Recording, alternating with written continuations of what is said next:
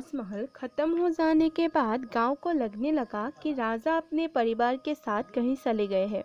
इसके एक साल बाद से लोगों को महल से तरह तरह के आवाज़ें सुनाई देने लगे। किसी को रोने की आवाज़ सुनाई देने लगे, मानो महल अब शापित बन गया। कई लोग वहां नहीं आते हैं, सब लोग महल को अभी शापित महल कहने लगे। इसके 2 साल बाद राजा की दूसरी बीवी और दोनों बेटे सूर्य और प्रताप महल आके महल को बेचने के लिए लोग ढूंढ रहे थे और एक देव नाम के लड़की को वो महल बेच दिया।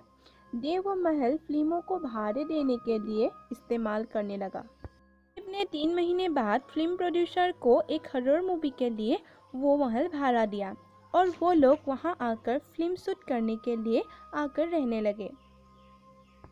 फिल्म की नाम थी राजमहल। इसके हीरो के नाम थे अविनाश। अविनाश एक बहुत ही साहसी और सेल्फ डिपेंडेंट और साथ ही खुद पर विश्वास करने वाला लड़का था। पहले दिन से ही वो पूरे महल घूमने लगे और घूमते घूमते वो मंदिरा के कमरे में आ पहुंचे। हाँ, मंदिरा की आत्मा ठहरे हुए थे। उसे वो कमरा बहुत पसंद आया, जिनके कारण वो मंदिरा के कमरे में ही रहने के लिए प्रोड्यूसर से बोलने लगा और प्रोड्यूसर मान भी गया। अविनाश वहाँ रहने लगा। रात की बात थी, जब टाइम हुआ था रात के 12 और अविनाश को बहुत अजीब सा आवाज़ सुनाई दिया। तो वो खिड़की से बाहर देखा तो एक लड़की वहाँ रोती हुई बैठ रही थी और जब वो नीचे गया तब वहाँ कोई नहीं था। उसे लगा कि वो उसका भ्रम था, लेकिन वहाँ रहने वाले सब लोगों को आए दिन एक नए नए हादसा का सामना करने पड़ रहा था और वहाँ रहने वाले लोग बहुत डर गए थे और तंग खा के जब लोग वहाँ से जाने के लिए बात करने लगे तब अविनाश ने बोला, नहीं, हम ये सब अंधविश्वास को बिलीव नहीं कर सकते। मुझे और एक दिन यहाँ रहना है ताकि मुझे पता लगाना है कि हमें कोई क्यों डरा रहा है और किस लिए। प्रोड्यूसर ने कहा, यस यू राइट, हमें और एक दिन यहाँ रहना चाहिए। इसके बाद अविनाश देर रात तक झाँक कर वहाँ क्या हो रहा था ये देख रहा था कि तभी किसी लड़की की पायल की आवाज़ उसे सुनाई दिया और जब वो उस लड़की की पैरों की आवाज़ को फॉलो करके उसके पीछे जा रहा था तब चलते चलते वो महल के बाहर पहुंच गया और तब उसने बोला, ये रुक जाओ, तुम कौन हो और हमें क्यों डरा रही थी? देखो, तुम जो कोई भी हो, अब और नहीं डरा सकते तुम मुझे। अविनाश के सामने मंदिरा थी जो सफ़ेद साड़ी पहनकर खड़ी थी। उसने कहा कि मैं मंदिरा हूँ। मेरी इरादा तुम्हें डराने या धमकाने की नहीं था। मैं तो सिर्फ अपना बदला लेना चाहती हूँ, अपने पिता का मौत का बदला। वो लड़की और कोई नहीं बल्कि मंदिरा थी। मंदिरा की आत्मा सिर्फ अविनाश को ही दिखाई देता था। तब अविनाश ने बोला कि तो तुम हमें क्यों डरा रही थी? तब मंदिरा ने बोली, मुझे माफ़ कर दीजिए और मेरी मदद कीजिए। तब अविनाश ने कहा, मदद? कैसी मदद और मैं कैसे मदद कर सकता हूँ? मंदिरा बोली, मैं बहुत लोगों से मिली और उनमें से आप ही एक सही इंसान लगा। मेरी गुनहगारों को मारकर ही मुझे शांति मिलेगा। आप ही मुझे मेरी गुनहगारों तक पहुँचा सकते हो। मंदिरा ने अपनी पूरी कहानी अविनाश को सुनाई और साथ ही ये सोच बोल दिया कि उस हादसे में मंदिरा बच गई थी, बल्कि मंदिरा तो एक आत्मा है। अविनाश बहुत दुखी हुआ और मंदिरा को वो कहा कि ठीक है, मैं तुम्हारी मदद करूँगा।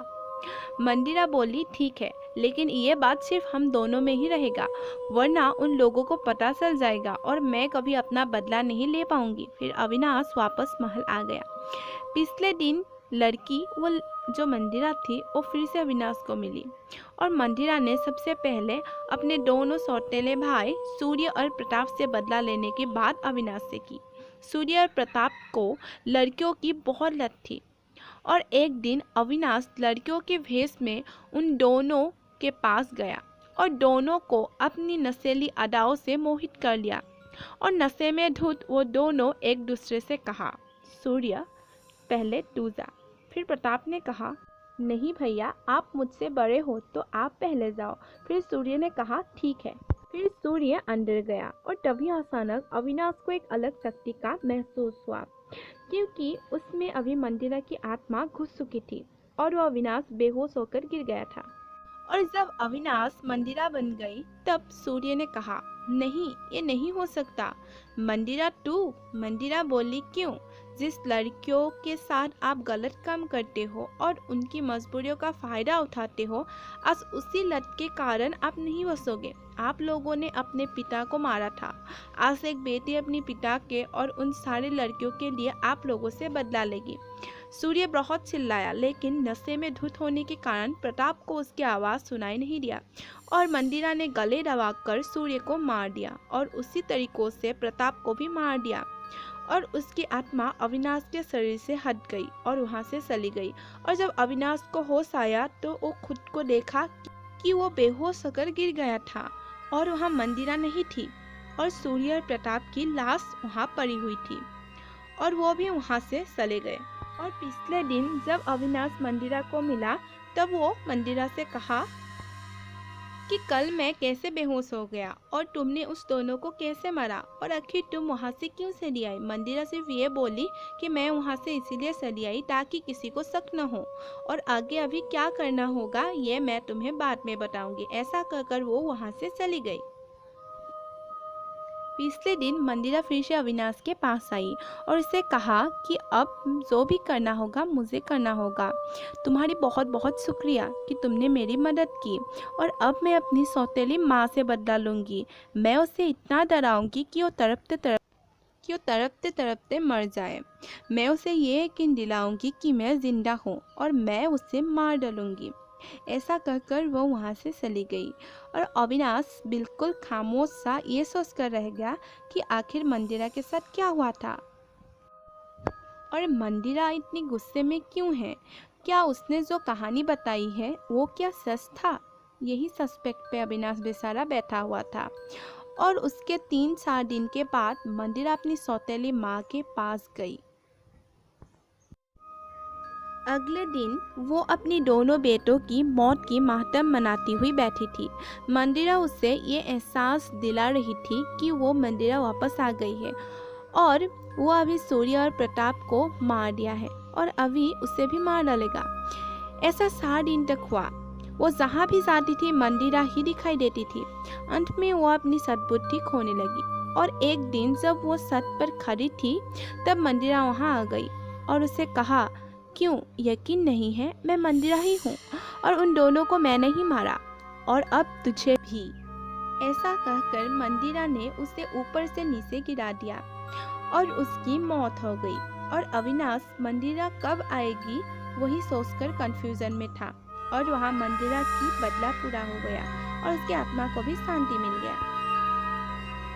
और वहाँ अविनाश की कंफ्यूजन सस्पेक्ट पे ही रहा। ना कभी मंदिरा वापस आई और ना अविनाश को वो पता चला कि मंदिरा एक आत्मा थी। चलिए आज इसी के साथ खत्म होता है मंदिरा की कहानी। बहुत जल्द फिर मिलेंगे एक नई स्टोरी के साथ। आज के लिए अलविदा। और लास्ट में आज की सबक है कि कोई इंसान अपना नहीं होता है। यह दुनिया ही मतलबी है तो हमें भी दुनिया के साथ बदलना चाहिए, लेकिन इतना भी नहीं बदलना चाहिए कि अपना अस्तित्व ही मिट जाए।